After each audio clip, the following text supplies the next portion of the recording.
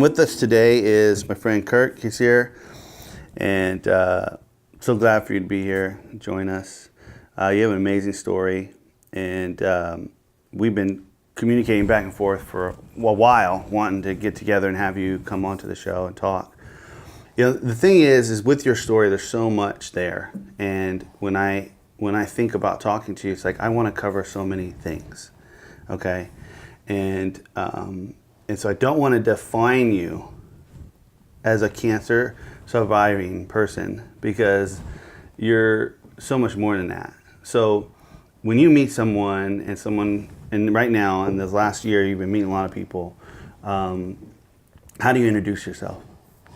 It depends on if I'm like in a grocery store or something, a lot of times I will use cancer as a starter. You know, sometimes about whether because of the chemo that I'm on right now, I've got like real severe hand and foot diabetic pain. And if I was going to open a bottle of water, I have to put on a pair of gloves. Well, I'll ask them, would you open that bottle of water for me? I'm going through chemo. And they'll gladly do it. Yeah. And next thing they're like, oh, I'm sorry. And I was like, well, no, it's actually, depending on today's day, I tell you, 353. You know, and I'll say it's actually been the best 353 days of my life, and just sort of go from there. I want to know, like, what was it that made you even get to the point to go, okay, I got to get tested for cancer? It was the Saturday before Christmas last year. I started bleeding. Okay. And matter of fact, I actually fell twice. And anyway, when I was on the ground the second go around, I actually called my brother and I told him I wasn't going to work that day. I was fixing to just crawl back in bed and, you know, just take it easy. Well, at that same time, before I got up, you know, my doctor friend's on the phone, and he goes, get somebody else to drive you. Go ahead and go to the hospital and get them to check your blood there. And he goes, if they want to go ahead and do any of the tests, let them do it. So anyway, I went to Emory Midtown, and the reason I had, you know, and I never actually passed out, but it was the fact that I had, you know, enough blood loss or what have you. Oh, right. And anyway, that day, before the day was over with, I had had 2 blood transfusions, and I found myself in ICU. Oh, wow. So if I'd have gotten back in bed, I probably wouldn't be here right now. That night, it was, they're like, we're going to you got to do a colonoscopy in the morning. And now I've had probably one of the worst days of my life as far as just being through whatever all. And they show you this 2.5 gallons of Easy Go or whatever they call that, and you need to drink that. It's 2 o'clock in the morning. Oh man! I'm in ICU, and they've got a commode over there that's jailhouse style, and it's like, here you go, drink this. But anyway, the next day I found out that I had cancer. And I really wasn't, you know, that's one of those things you're never prepared to hear. No, because that happens to other people. Right, exactly. And anyway, he said he's going to go out and talk to my family, and there's a nurse who comes in who's going to, you know, speak to me. And she comes in, and I start telling her about serving with Atlanta Mission.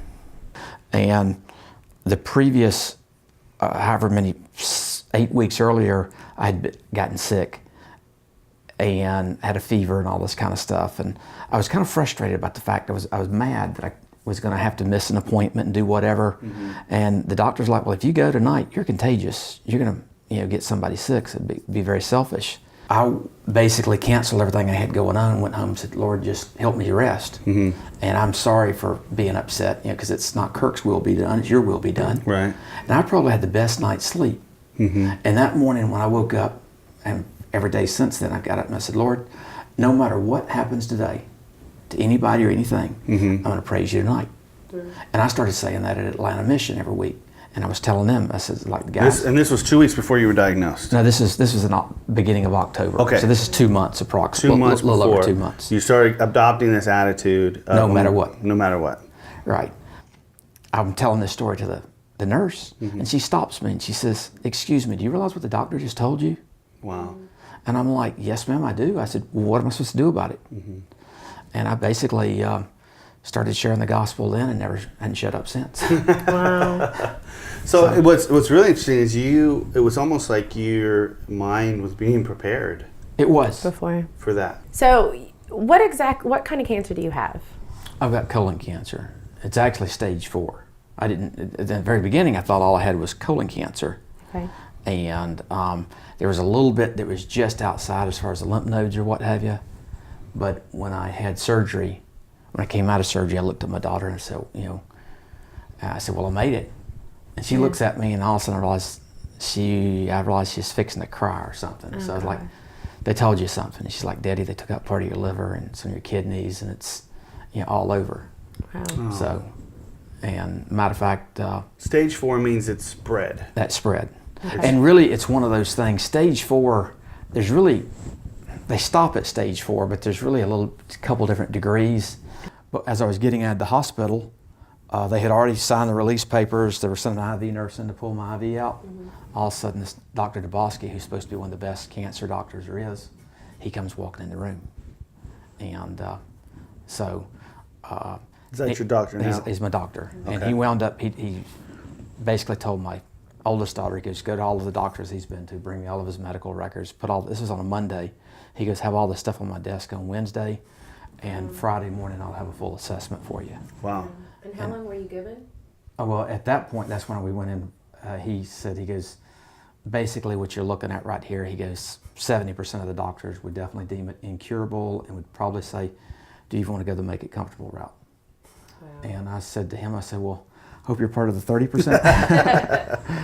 And Yeah. he says he was, but it was going to take some pretty nasty treatment. And I went through some really rough Did stuff. he use that word, nasty treatment? He used the word nasty. Wow. And but it was one of those that made it through it. It was and it was kind of weird. Even my worst days were sometimes my best days because I was so comforted by God. So now he didn't give you a timetable then? He not really, not as an official, but it's one of those things he said. Definitely not like you got a year. No, it was more like I kind of felt like I was going to be lucky if I made it 90 days. Okay. And honestly, my daughter's birthdays were in April. I never figured I'd see their birthday. I never figured I'd see my youngest daughter graduate high school. Wow. So, but anyway, Did you see your daughter? I did. Now the various stages, you said you were on stage 4, and then there's various stages. So I guess there's stages where it's just in one area, it's something that can be removed with an easy surgery, or... Right, it's stage 1 and 2 is isolated to the one area. Mm-hmm. And then once it gets to lymph nodes and what have you, you're basically at stage 3. Okay. And then once it's actually spread to other organs or what have you, it's stage 4. Yeah. But it's also sometimes, it's just kind of spread, but it's also then you get back into the cells as far as the mismatch of the cells and what they are. I mean, they can actually, there's a lot of it that they can look back, that my doctor was a renowned hematologist, and they can actually look and see that he goes, I'm not dead sure I can cure this, but I can definitely extend your life by a long period. Wow. Okay. By looking at the blood. By looking at the blood and by looking at all your pathology and stuff of that nature. Yeah. Now you started at some point documenting this journey. What caused you to do that, and how long have you been doing it? I actually started the very night that I found out that I had cancer. What made you do that, though? I mean, some people get cancer, they go in and they curl up in a ball. And back to the nurse that I was sitting there talking, I sat there and I told her, I said, well, I've got cancer. And this is 5 minutes after they had told me I had cancer. And she said, so what are you going to do about it? And I said, I'm not sure if this is if it's just going to be one of the, some people have cancer that's just a little thing, and they're over with it, and I had cancer 15 years ago and went through a little bit of treatment, or if this is truly going to be the beginning of the end of my life. I said, no matter how it goes, I'm going to milk this for the glory of God. Wow. So, and I just, as far as each day, you're sitting there thinking, how can I go and do that?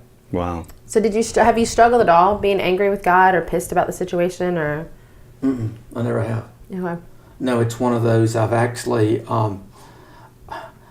it's been surprising about how many people I've had come along to me that have, they've been angry, they've been whatever. Yeah. And because so much of my life, I was very legalistic.